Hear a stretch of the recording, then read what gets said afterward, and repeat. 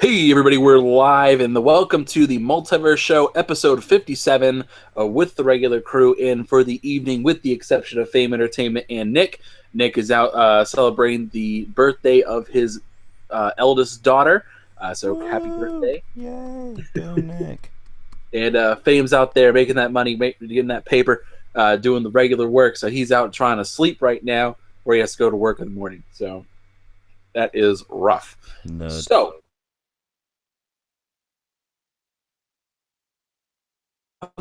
with I guess our senior.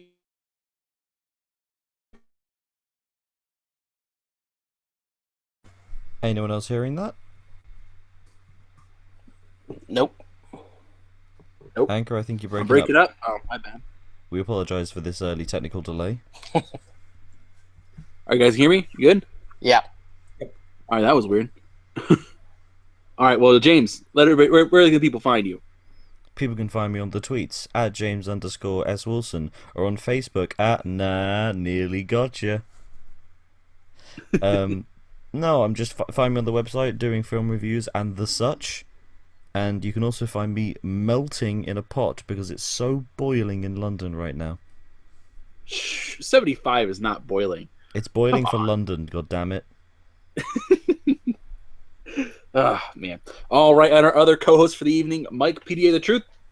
Yo, what's going on, guys? It's Mike from the Inner Circle. You can also find me on the website, and thank you all once again for joining us for Multiverse Show. And you know what we do on here? We render other podcasts obsolete.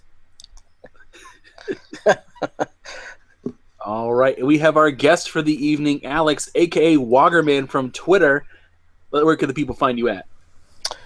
Hey guys, you can find me at Alex Sherrick on Twitter, as well as I just started a website, www.60secondxboxreviews.com.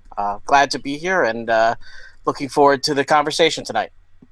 All right, let's get started with some topics. While we're waiting for the people to show up for the evening, I want to talk about something that happened over the weekend. So, to kind of frame this into perspective, over the last few months or so, there has been a lot of rumor and suspicion going on between Disney and Sony regarding Spider-Man and how Spider-Man's going to fit into the MCU. There's been a lot of talks about there was a time deal. It's not a complete, oh, we always have it kind of situation with Marvel. Now, the thing in particular that makes this interesting is Sony has come out and announced several new spin-off movies from Spider-Man, such as Venom, Black Cat, and even a Silver Sable movie. And we've talked about that at length on other episodes of the podcast. You are more than welcome to go check those out. But something new happened. Back then, we were told those are not a part of the Marvel Cinematic Universe, namely because Disney doesn't want to do R-rated movies and that kind of thing. So, the issue now has come down to a little interview between Kevin Feige and Amy Pascal, who are doing, I can't remember the publication that they're doing an interview for, but they ask a couple of questions regarding how these films will fit into the MCU. Now, there are a few little bits and pieces that make this funny. So the interviewer asked the question to Kevin Feige and Amy Pascal from Sony, and they asked him, will Venom and Black Cat be in the Marvel Cinematic Universe? And Kevin Feige goes silent. He doesn't say anything the rest of the interview. He goes completely quiet. And then all of a sudden, you have Amy Pascal, who's getting excited and basically comes out and says, yes, they're going to be in the MCU. They're going to have their own little corner, but they're going to be in the MCU, and it's going to be so exciting. And they even do a follow-up question. They asked her, like, so will Spider-Man be in these movies? He's like, just maybe Spider-Man might be in these movies. And so the look on Kevin Feige's face is so funny. Oh my gosh, it was the funniest thing I had seen in such a long time. I will try to get a picture of that up there, but real quick, just some impressions for those of you that watched it here on the panel. It really is hilarious. Like he turns and he looks at the camera like, what? It It really is hilarious. Yeah, the It only is thing missing really is the funny. Curb Your Enthusiasm theme. It really is. Oh my gosh, it's on par with like that oh, what was it? The Sad Affleck meme from a couple years ago. Oh, That was so funny. Oh my gosh, I'm gonna try to bring that up here so you guys can take a look at it. Um, we know what Sad Affleck is. no, not that. No, no, Oh, no. okay. This particular one. I almost got it right here. I mean, it's only a matter of time before somebody puts on the sound of silence in the background of that clip, right? They've done that. I've seen that already up on the Well, there you go. internet. Yeah, The but internet is fast. but All right, there it is. real. For those of you who are watching at home, you can see the picture right now. Just the look on his face. It's just like, come on. He's just like, please don't put me in this. Please don't ask me that question. Please, I don't want to do this. Please, please, please. But yeah, I thought that was hilarious. I wanted to share it. I kind of want to get into a subtopic here. First of all, for the people on the panel, do you think that all these sub Spider-Man Sony movies are going to be in the MCU? Do you think that's actually going to happen, or do you think this is more of a fluke? Well, no, I think it actually will be in there, but I think it'll be in there the same capacity that Deadpool is in the X-Men universe, whereas you really aren't going to see the X-Men in the Deadpool movies very much, if anything. They're just going to see references to it. But I think the deal with Sony to keep them happy is going to have to be some sort of connection to Spider-Man. I mean, that's the only way it's going to work. They're banking on the MCU to basically save that franchise. Yeah, I mean, that's a tough one. But what do you think, James? I'm sort of very superhero and multi-universed out right now with the Mummy starting its new universe, and then there's this that it's just I want people just to make films, and then that's one film, and then people make another film, and that's a different film. Not everything has to be connected. I just don't see the point of wanting to connect everything. It's fun in comics and easily done, but when you have these many rights issues, surely it's easier just to make films instead of trying to make 7. Mm-hmm. Anyway, that's me. Yeah. What about you, Mike? I know you've been excited for the Venom movie. So do you think? I think it happened? in the case of Venom, I think you kind of have to get him into the cinematic universe in some capacity. Because if you think of Spider-Man and you look at Spider-Man's rogues gallery, Venom is like right there. He's one of Spider-Man's probably top 3 villains. So, I mean, if you really want to flesh out Spider-Man, you're going to have that eventual confrontation with Venom and the symbiote and all that stuff. So, I think at least with that, they're going to have to. Mm-hmm. Yeah, I agree. I think that's the one character you have to have in the movie. Like Black Cat, I feel like you can kind of get around not having Spider-Man in the movie. I feel like you could get around it, but it wouldn't be better for it. But Venom in particular, you have to have Spider-Man. It doesn't make sense without him. So I kind of wanted to get that general vibe out there for now that we kind of got a viewer base watching right now. Any other additions you want to make to this particular topic, guys? Yes, maybe so. I think they're going to have a time crunch with how much they can really do with Spider-Man if they want to keep Tom Holland at the proper age. Because don't forget, you're talking at least 2 years between each movie. And so, I mean, if they're going to want to try to get him to make appearances in other movies, they're going to have to do it pretty quickly. Otherwise, they're going to have a real problem with him growing up. When you say that, Tom Holland is 20, so he's going to look like that for about 5 years. I don't think so. I don't think so. They've said that before. I mean, look at Harry Potter. I mean, granted he was much younger, but even now, I mean, I don't know. I don't see that they're going to be able to really go that far with him. I think we're looking at I think his deal is for 3 movies right now. I think it was 4, but well, it's like new ones I'm talking about. Okay, well, if it's 3 or if it's 4, that's 1 or 2 extra films. Right.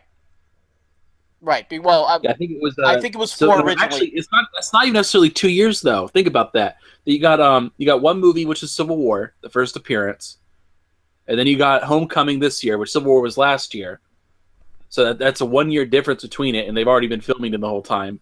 And then they're going to have him in Infinity War, which Right. is next year, and then there's going to be probably a sequel to Homecoming, which will be in 2 years, maybe 3, maybe. It's not impossible. And at least the thing with Spider-Man in particular is you kind of got a little bit to work with because you have multiple age Spider-Men. Like, okay, in this one he's going to be in high school, and then it's like, okay, graduate, go to college. Kind of what you do with Andrew Garfield, where it was like, yeah, it's believable, but not the best thing. But Tom Holland, I could see them throwing him into college to make it work if they wanted to extend his contract.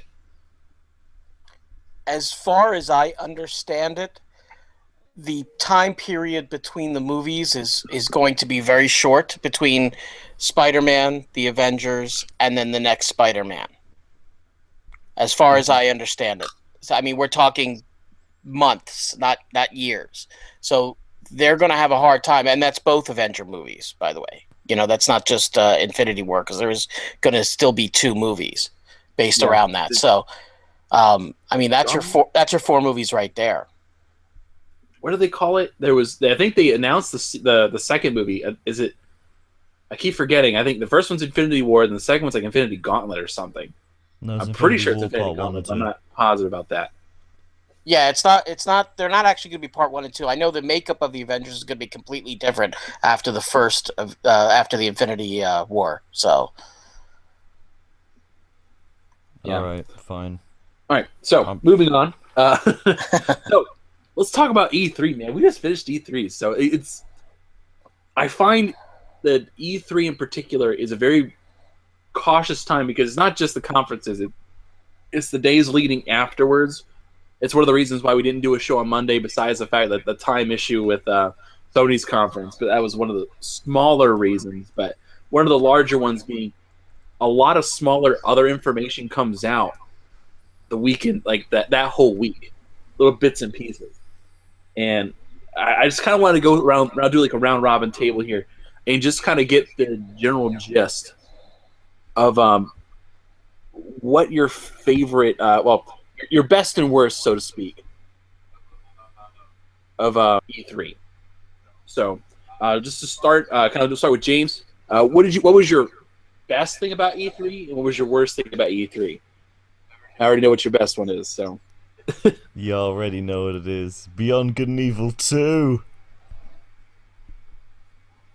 For those who weren't listening to our E3 predictions, I, sort of as a joke, said that in every conference, Beyond Good and Evil 2 would be announced. And then, Mike, would you like to tell the boys and girls what happened at the end of the Ubisoft conference? Alright, I will. Beyond Good and Evil 2 gets announced. This is supposed to be it's a prequel to the original, which I haven't played. It's only my favorite game because I'm smug about it. I am kidding. My favorite game genuinely is the remake of Shadow of the Colossus. Mm-hmm. I mean, I was definitely surprised. You caught me off guard there. I thought overall that this was actually quite a weak E3 if your name doesn't rhyme with Schmintendo. So, yeah. And I thought the Sony conference was one of the worst Sony conferences I've ever seen. Yeah, can you guys hear me? Yeah, I can hear you now.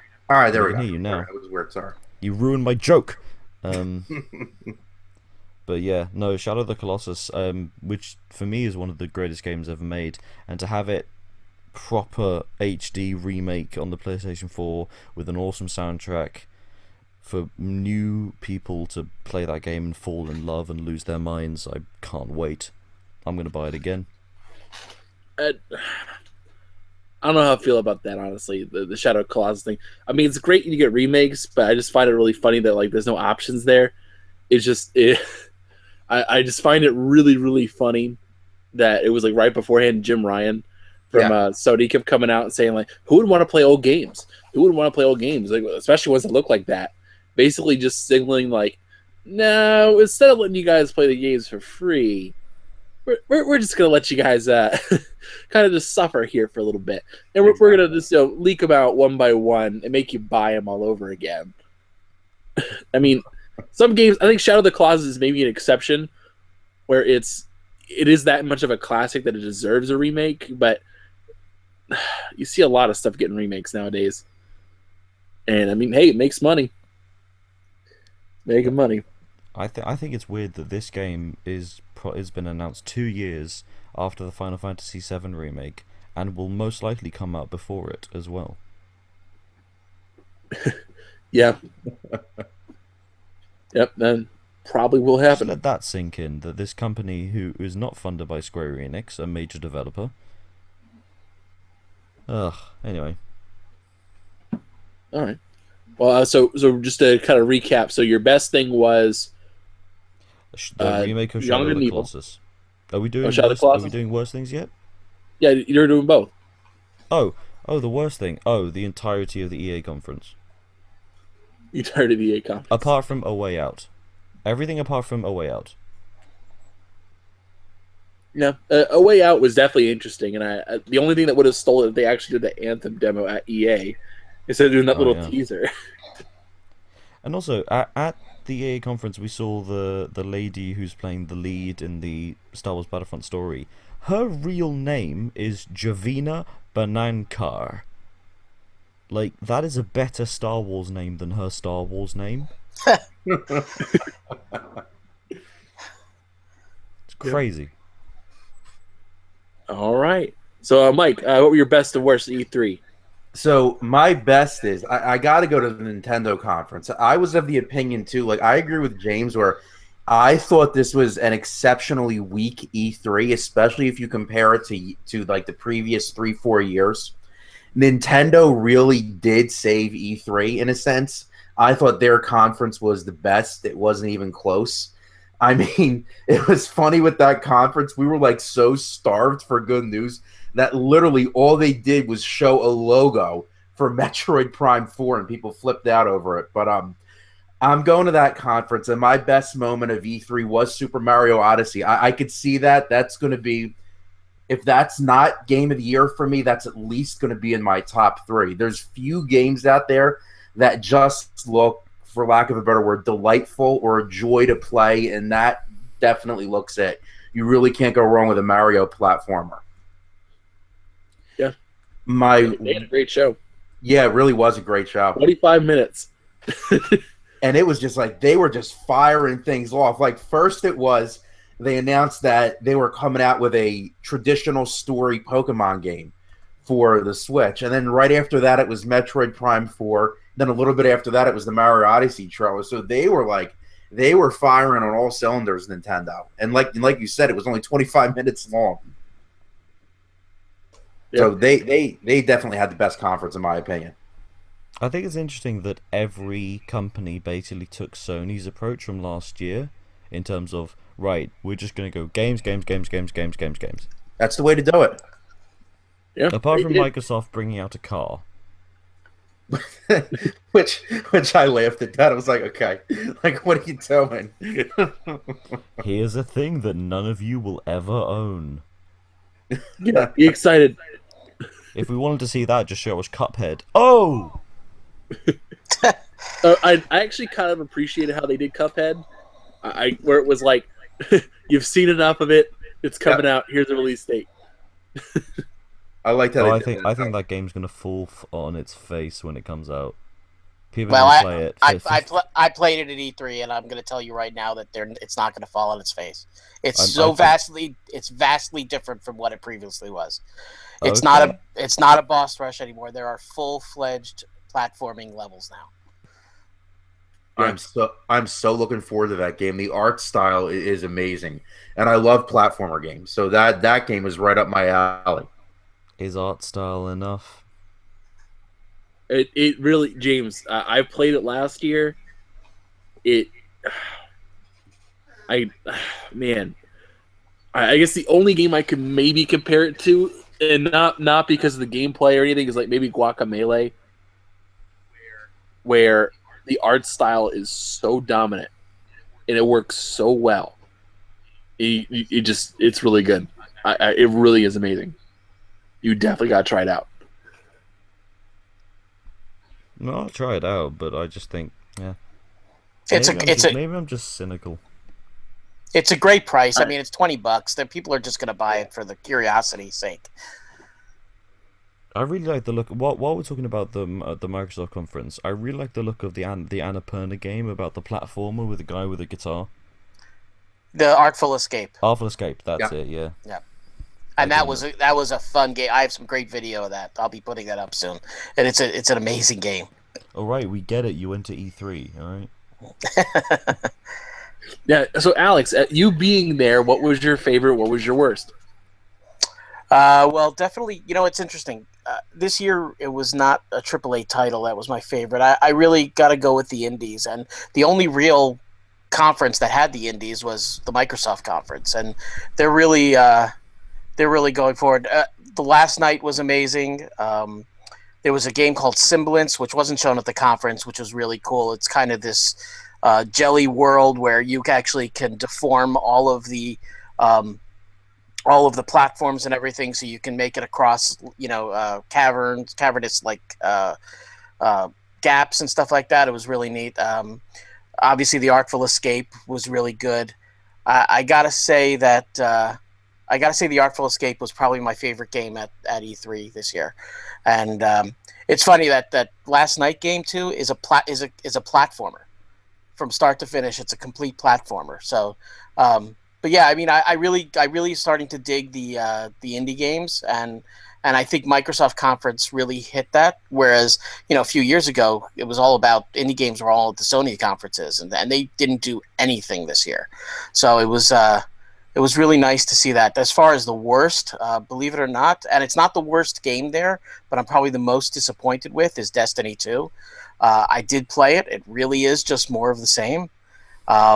I think almost all the sequels this year really basically are just more of the same, and those are the AAA games that everybody's been clamoring for, but to me they just fell flat. I don't really see anything that really knocked my socks off, including Crackdown 3, including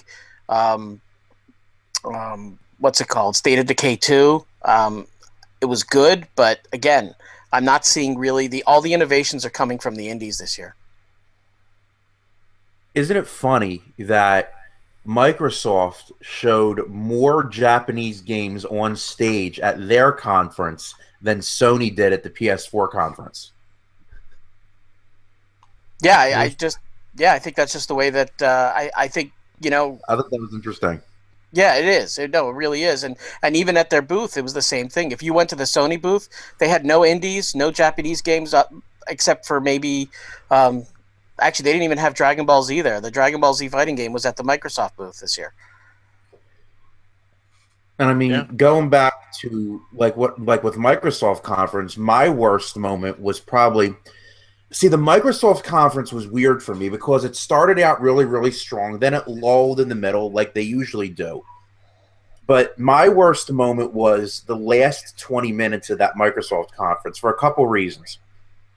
Number one, I think they missed the boat on the price of Scorpio, of the Xbox One X, I should say. Now, $500 is a bargain for that power. This has been ongoing on Twitter all day today. You cannot build a PC at those specs for $500 or cheaper. You just can't do it. So it's a good bargain, but I think they should have come in at $400 because if I'm Microsoft, I want as many people as possible to get to experience my best technology. And I think a $400 price point as opposed to $500 would have made them do that. The other thing that I didn't like about the end of that conference was they ended with Anthem, which Anthem looks great. I think we all agree on that. But I just didn't like how they ended with a multi-platform game. And then 343 wasn't there at all. Coalition wasn't there at all. They didn't have anything to show. And they ended with a multi-plat. That was a little bit kind of a deflating type of moment for me, even though the game does look great. But that would have probably been my low point of E3. Even though their conference was better than Sony's, I thought that would be my low point. All right, all right. Did you say your best part? I think I missed that. Well, the best part of the conference was Super Mario Odyssey for me. Oh yeah, I forgot about that. All right. But it was really. Oh, go ahead. Go ahead. No, go ahead. Go ahead, Well, I was just gonna say it's really funny how the narrative completely changed with the Microsoft conference after the Sony conference. It was as if everybody was really down on Microsoft right afterwards, and then as soon as they saw that the Sony conference fell flat, it completely changed. I mean, completely. Yeah. Everybody at the show, talking to everybody on the internet, it was like they were waiting to see how they were going to compare it to the Sony one. Yeah, I think that's right though, because I know I was really down on it. I thought it was like, wow, you guys really screwed this up. Like, this was your moment to like take the entire everything. You made us wait for a year from last E3 for this moment, and I was feeling really down on it. Then I saw Sony's conference. I had time to digest Microsoft a little bit. I was like, okay, yeah, it wasn't as bad as I thought it was. I still wasn't a big fan of it, but it was better after sleeping on it. And then seeing Sony's and being like, all you showed me was stuff I'd already seen before. Like, nobody showed any new AAA games. New AAA exclusives rather. It felt really kind of like, thanks. Yeah, like, I wanted to see something, and that was it. Yeah, I was stunned by the fact. My issue. I was saying I was stunned by the fact that Sony didn't show one new game. Not one. Yeah. Just, it's so weird, like, and like in choosing your timing of stuff, it's like, we're gonna use E3 to show you stuff that's not coming out until 2018, but we're gonna use the pre-show to tell you what's coming out now. It's like, why? Show you what's coming out now. I don't know. It symbols to me that like there's not enough faith in what they have coming out this year for them to really talk about it. But it's funny with E3 too. People leading up to E3, they make predictions like, "Oh, Microsoft's going to drop bombs and Sony's going to drop bombs." I think the biggest bomb was Nintendo showing the logo for Metroid Prime 4. That was the bomb of this I series. disagree. No, it was Beyond Good was a massive bomb. It was true. That's a bigger bomb than Metroid 4. Like that was, it's not gameplay, but hey, it's more than a title screen. Yeah, if Metroid had a little CG cutscene or Samus shooting something, maybe it could have beaten it. Yeah, maybe. But I think that was the bigger moment. But for me, my best and worst, my worst was probably watching the entire EA conference from a conference standpoint. Like, I mean, Sony had audio issues, but I kind of expect this. I expect this from Sony, but EA in particular, they're trying to prove to people that they have a show every year, and every year there's always an issue. It's always something. And what was it? This year was let us pay these influencers to basically run our show. And I found that so funny that they get there were so many little moments, but the two that I remember the most have to be when they got that guy from some YouTube guy to introduce like Need for Speed Payback. All he had to say was, "Hey, I'm blank. I'm just introducing you to Need for Speed Payback," and he just totally flubs it. Should I do a reenactment of that moment? Please no! I don't want to be reminded. Hey guys, this is Jesse. I run a YouTube channel, and we're talking about Need for Speed Payback. Yes, clap. Yeah, it's a great game. Yeah, I got my boy Nick here, who's the creative director on the game. You talk about it now. It was unbearable. I was in a pub with about 20 other quite drunk people, and we were on the floor laughing at that point. Yeah, it was. Ugh. And then I think the other part was watching like what was it, the Battlefront 2 demo. They were just, oh my gosh, it was really cringy. And like one of the bigger moments I remember them doing was when they had they're doing the demo, and all of a sudden it cuts to NBA Live for like 30 seconds in the middle of a demo, a live gameplay demo. It was just like, and the announcer's like, "Oh, I guess we were gonna see some more NBA Live now." I was just like, "Oh." It was bad. It was pretty bad. Um, Best moment though. Best moment. I even though I was a little downtrodden about the bet and all that kind of stuff, and when they showed off Anthem, I went back and watched that Anthem trailer and the gameplay segment. I was just, oh my gosh, that game looks so beautiful. It looks like Destiny. Yeah, I agree with you, but my big thing is when it comes to a sci-fi game, the perfect setting, the perfect gameplay, all that kind of stuff. I love Titanfall. Titanfall just rubs me the right way. It just something about that universe is amazing, and this particular game reminded me of Titanfall. In the setting, in the style, and all that stuff, I was just in it. I wanted to see more, and I cannot wait until this game drops. And I don't like MMO like kind of games. I don't like the Division, Destiny. Like they were cool for a bit, but then I do not see the long term appeal. But this game got me interested. I want to get it. I want to see more. I want to know more. And it's BioWare, real BioWare, not BioWare Montreal. This is BioWare Edmonton. Yeah, and I talked to a couple of the BioWare devs, and they were really, really high on the story. They're really going to be pushing the narrative portion of the game rather than what Destiny did, which is kind of just, put a generic story in there, and they really want to go deep into the lore of this, and they're saying that they're going to be, you'll see several drops of new stories within each year. They're setting it up. I think came out and stated that it was going to be like a 10-year plan for this. So but yeah, they're really into the story this time. Let's just hope. Yeah. Like there's so much potential for this game to be good. Like it's got the right pedigree, it's got the right team. It feels right. But I will admit I'm hesitant. I got to see more. But man, I want to like this game so bad. I really want to like it. Oh, we didn't mention Life is Strange.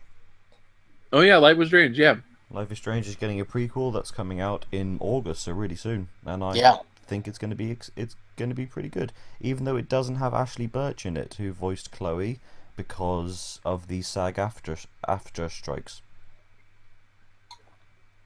Yeah, that's all of that news.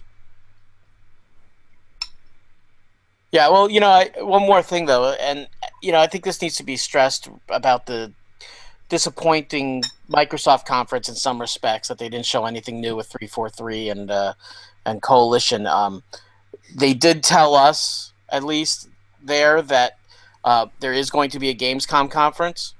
In addition to that, everybody that went up to Phil and everybody there were all saying, you guys can't just go to Gamescom and then not have anything until the next E3.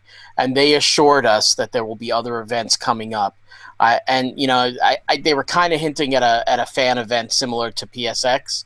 So we're hoping that will be late in the year or early, in January or February, so that there's this lull of no news. Really, the interest drops off after Gamescom, and there was nothing until the next E3. It doesn't make sense to keep any interest in your product. So they really have to do a lot more events, and they seem to agree with that. So we'll see what happens. What do you think? I want them to do an event like in February, but go ahead, James. Sorry, I cut you off. I was saying, what do you think Microsoft would call their fan event? Because I think if they call it anything other than Xbox Live, that's not a joke. I know, but it's if they call it Xbox Live, it's a great name. Well, they used to have an event like that. Well, I'm trying to remember what it was called. It was like it wasn't X Fest. There was something that they used to have in Seattle.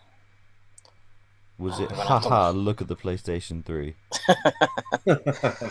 Well, I'd call it the Xbox experience, but I feel like that's taken.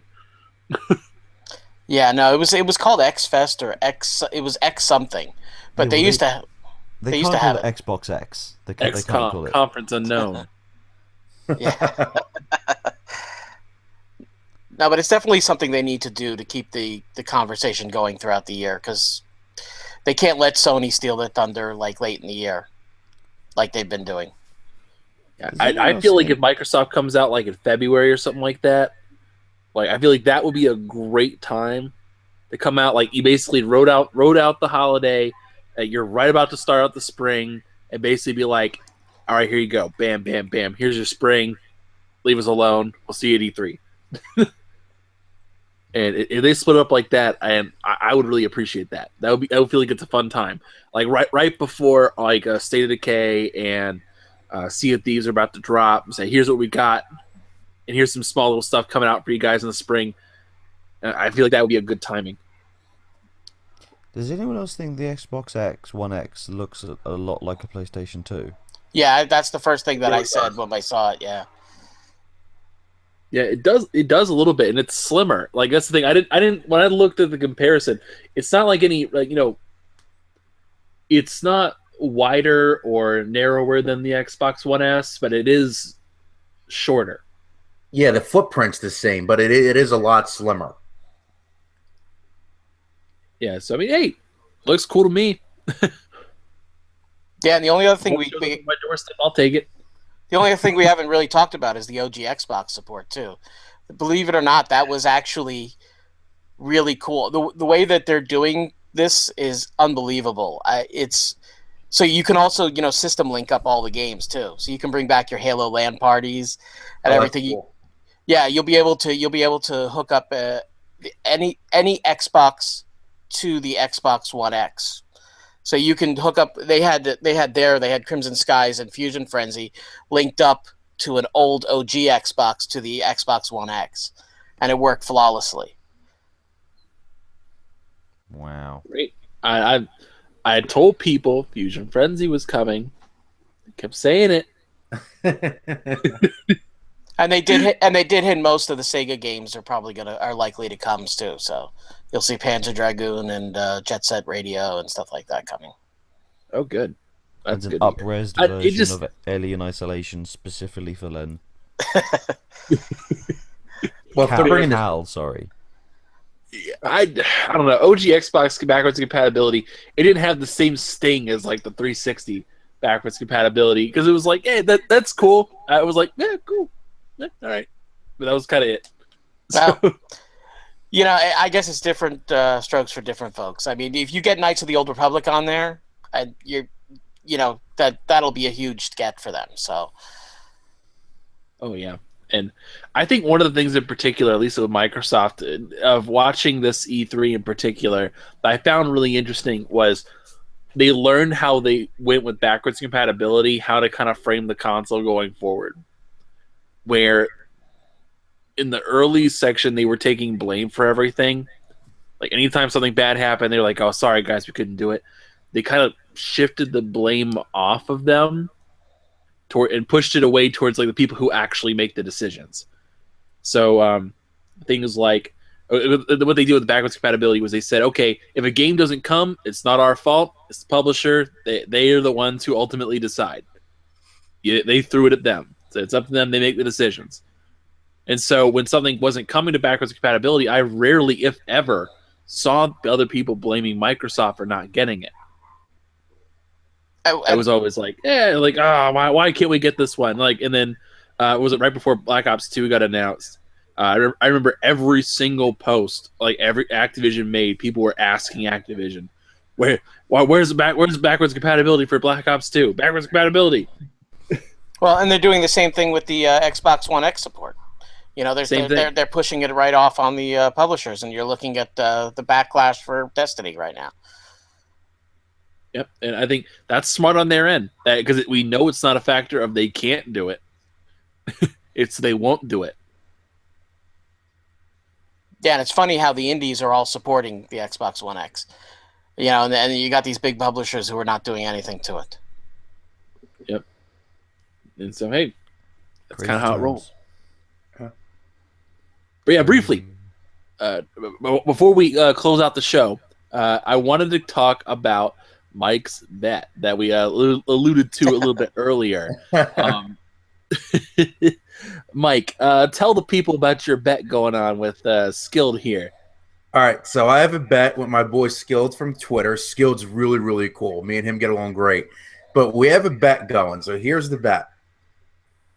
I say, and I say this with 100% confidence, you cannot build a PC that will match the performance and specs of the Xbox One X for $500 or cheaper. Because there's a lot of armchair hardware engineers on Twitter that think this could be done. So my thing is, okay, well, prove me wrong. I've been wrong before. If I'm wrong, I'll admit that I'm wrong. And I'll say, you know what? I was wrong about what I said there. So the bet is, I say what I just said. You can't build a PC for $500 that could match the Xbox One X. So Skilled's challenge is that he has to do that. He's got to go on PC Part Picker, whatever resources he wants to use, and he has to build that PC. It's got to equal the performance and specs of the Xbox One X, and it's got to be $500 or less. If it's 1 penny over 500, he loses the bet. Now, the wager for this is, I hate stealth games. I absolutely despise stealth games. So if I lose the bet, I need to complete a stealth game of Anchorman's choosing. If I win the bet, then Skilled has to change his Twitter name to just the green letter X emoji, symbolizing the Xbox One X. And in his Twitter bio, he has to change it to read, "I'm the last son of Planet Xbox." And he has to keep that up for a month, from November 7th to December 7th. That's the bet. I think the only concession that we made was because of the Ultra HD Blu-ray drive. Right. Because that one's going to be a tough one. It is. I think we said it was something, if it goes over like 550, with that, like, nah. Nah. We'll let it slide on that. Like, yeah. But yeah, I think that was the only one. So I kind of want to put that out there so we have some sort of record of it in the future. We'll let you guys know. How long does he have to, like, November 7th to make this? So he has to do it on November 7th, the day the console launches, is when he has to put the build together. All right. Sounds like fun. I don't have the best record with bets, as you could tell by my Twitter name. I think you'll be okay with this one. I gotta win one, right? Yeah, no, I think you'll be fine. The 12 gigabytes of GDDR5 alone are gonna be more than half of that build. So, right. I want it on record, though. I really hope Mike loses this. So please, everybody, go help Skilled. You just want me to lose because we're game sharing. Yeah, pretty much. We already have the game in mind. Oh, man. Anyway, guys, thank you guys for turning out for the show. This is a relatively short one this week. We just have a lot of stuff going on. I got a ton of stuff I'm working on behind the scenes. But I will be on later on tonight on Xbox and PlayStation as usual. But real quick, doing some outros for the people. We're going to go through everyone line up one more time. James, where can the people find you? Asleep? Probably. He's probably died of heat stroke. James, it's like 1 a.m. every single time. All right, Mike. All right, guys. Thank you for tuning in for another fine episode of the Multiverse Show. This is Mike. You can find me on the Inner Circle at ticgn.com. Also on Xbox, PlayStation, Switch, Twitter, YouTube at Mike P. The Truth.